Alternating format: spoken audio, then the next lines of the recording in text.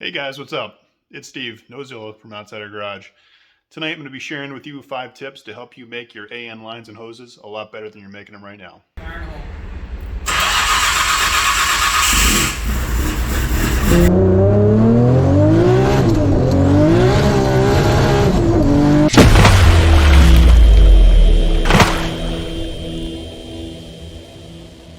Hey guys, what's going on? So if you've been following my videos and my posts on Instagram lately, you'll know that I've been making a whole slew of AN hard lines. And I also obviously have AN hoses everywhere you could possibly imagine on my car. I believe that they have huge advantages over your traditional rubber hoses. So anyways, let's get into it. All right, guys. Number 1, the right tools.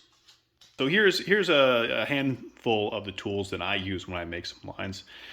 So first off, one of the biggest things that you can get that's going to help out a lot is a vise block. So this particular piece is made by Earls, and this sits inside of a vise. And you can see it's got a number of channels in here that are going to hold your fittings in place while you're assembling your lines. And this is really critical. I mean, it's certainly possible to make lines without these, but it is a pain in the ass.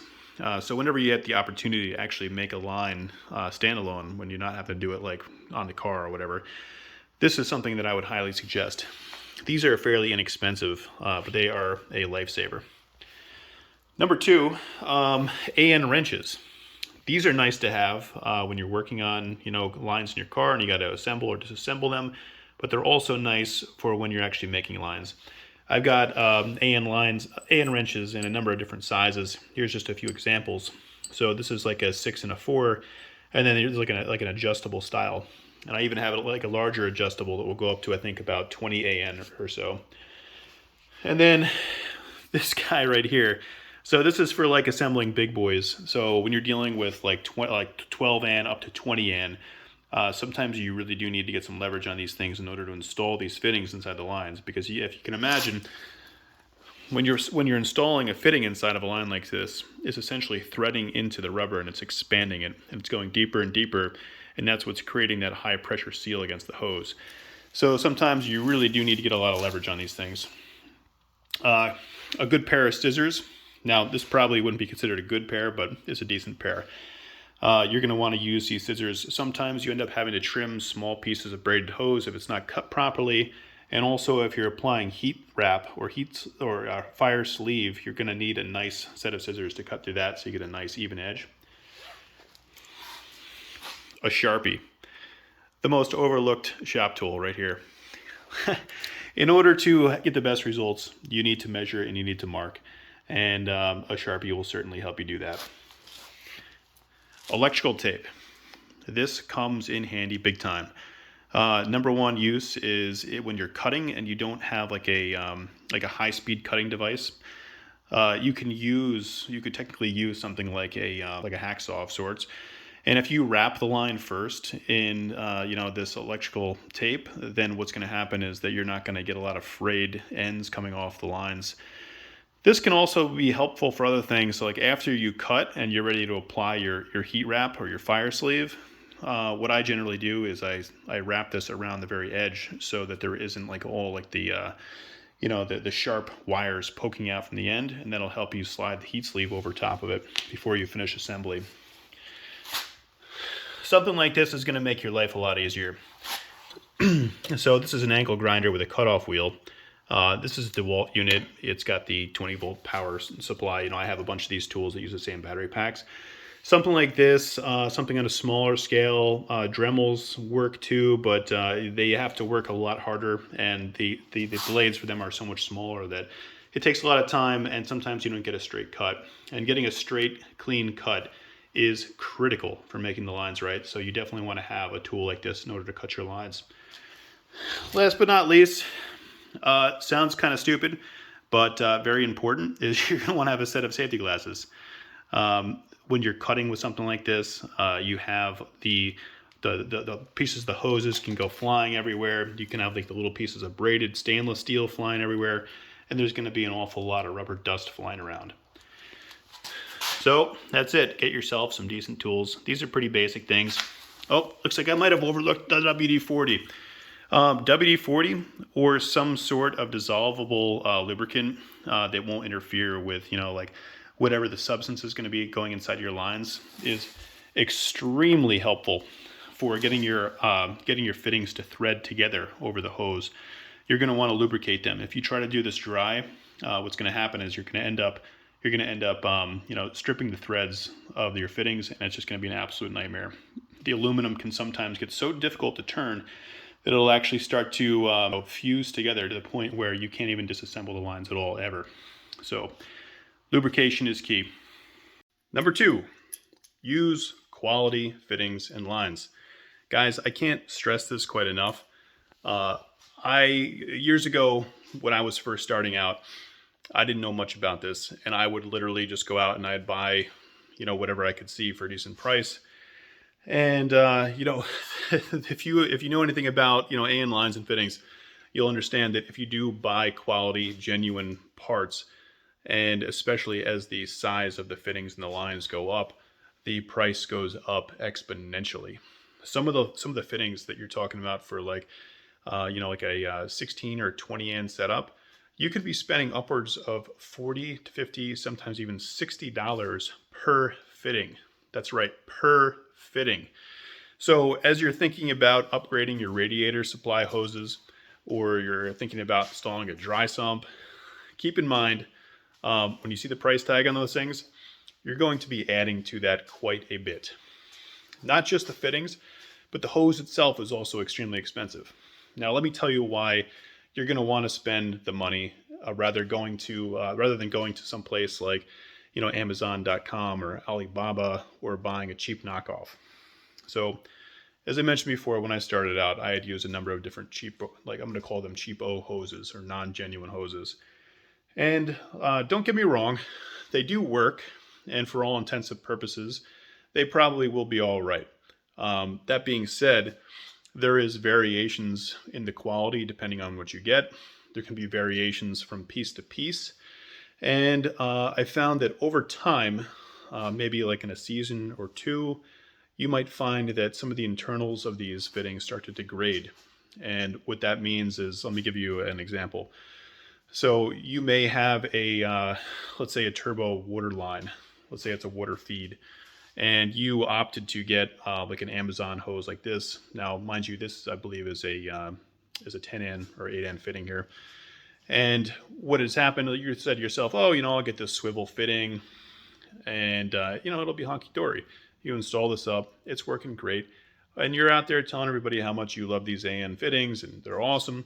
Well, a year later, since that fitting was so close to the turbo, what's happened is there's a little O-ring and seal inside here which allows this to swivel. That O-ring blows out, and now you've got coolant all over your engine bay. Imagine if that happened with your oil system or your fuel system in a similar scenario. So this is one of the reasons why you want to use a quality part. When I say quality parts, so I mean here is a vibrant full flow 10N fitting. This is superior in a number of ways. Everything vibrant that I've used, everything Earls that I've used, everything is, I mean, the quality is there every single time, no matter what. There's no variation between fitting to fitting. You're getting thick-walled, solid aluminum, hard anodized fittings that fit every time. This particular fitting is actually what's called a full flow fitting, and you will pay, again, a premium for these. But as you can see, it is a hell of a lot wider in that turn, in that radius there, than it is in a fitting like this. And the reason you want something like that is because when you're installing lines into, let's say like an oil, into your oil system, whatever, if this is a pressure line or even a fuel system, those turns can create pressure drops. So you want to make sure that as much fluid that can fit through that diameter hose gets through this line is able to get around that corner. So to recap, buy quality fittings, spend the extra money. It's worth it in the long run. If not, just stick to your hoses and your hose clamps and stuff. Number 3, measurement. So this old saying, what is it? Measure twice, cut once. So that's all very much true when it comes to, you know, cutting and creating your AN hoses and assembling your lines. But there's also a couple other things that we need to think about. A lot of people are out there trying to think to themselves, oh, well, you know, I'll get an AN hose kit, something that's pre-made, and there's plenty of these things on the market. And it's like, oh, that's not bad, 60, 70, 80 bucks. I get the whole kit. It's supposed to fit my turbo, blah, blah, blah. You get these kits, and I swear to God, the oil feed lines are probably about 14 feet long when they only need to be about 2 feet long. So as you can imagine, if you've got a line like that and you try to run it, you're going to have a lot of excess. And obviously this is a gross exaggeration, but what I'm getting at is that line is going to end up hitting places that it shouldn't be hitting. It's going to be in areas where it shouldn't be. So make your own lines, measure correctly, and you have to route these things correctly too. Let me give you some examples. So you've got a big top mount turbo. You've got a lot of lines that need to come up to this thing. So for instance, here's an oil feed line. Here's a water drain line. Here's a water feed line. Here's an oil drain line. So I mean, that's 4 lines right there. And what do we have right underneath the turbo? This huge turbo manifold. These things get extremely hot. This thing gets extremely hot. Look where all these lines are. They are in close proximity to extremely hot things.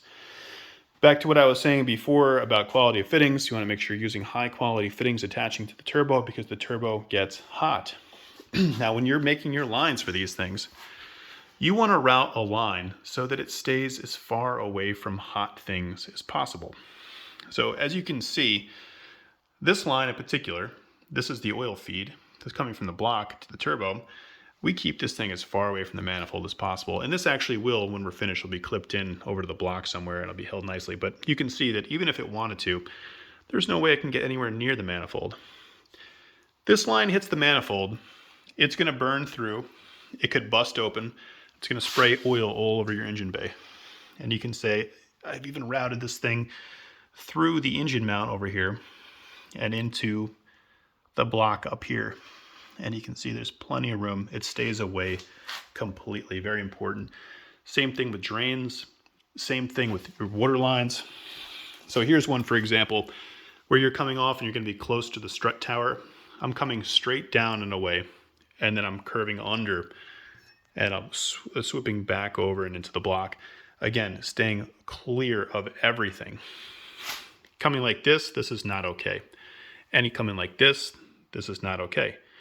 Even with the heat wrap on it, if it comes in contact, it's going to melt. These things get very hot. When I mean very hot, I'm talking like 1,000+ degrees. Sometimes a lot hotter than that as well. So to recap, measure your lines, make sure they are not too long, make sure they are not too short. Another problem I see with guys who make their lines, they make them way too short.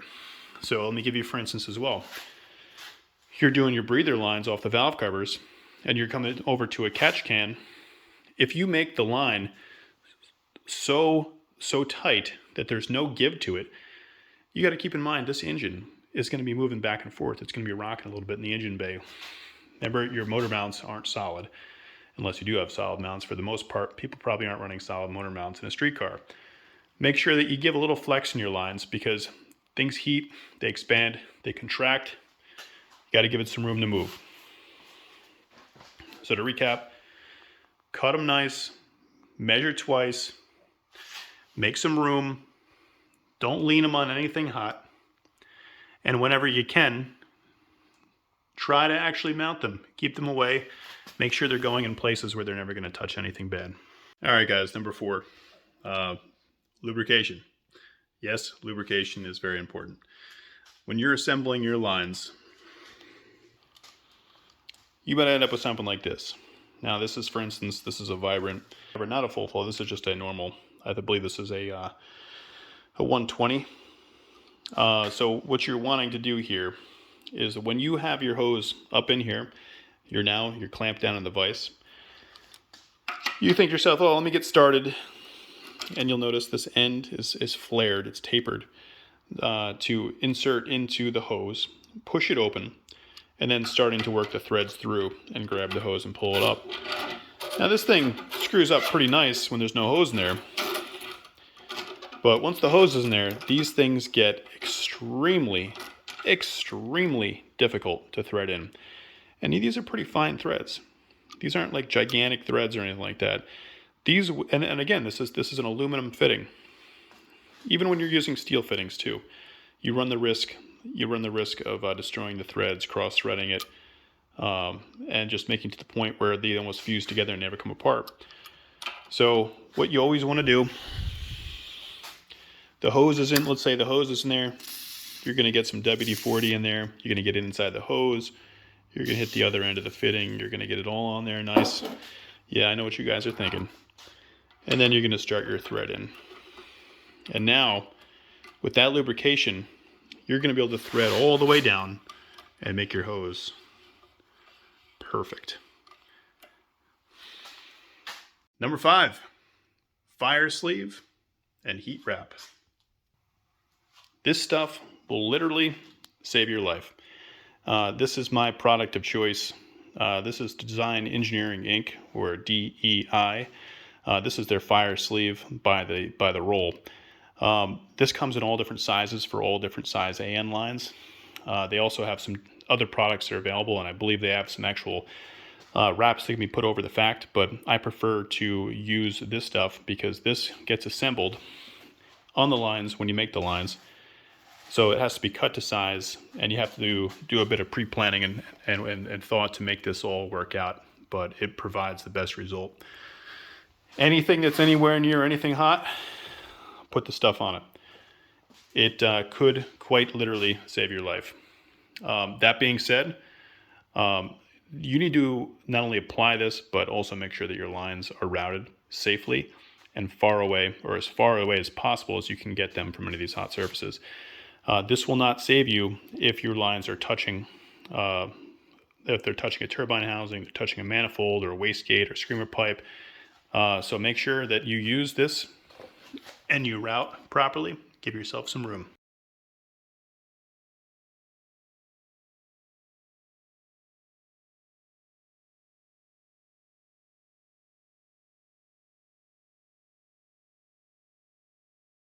Hey guys, I hope you enjoyed the video.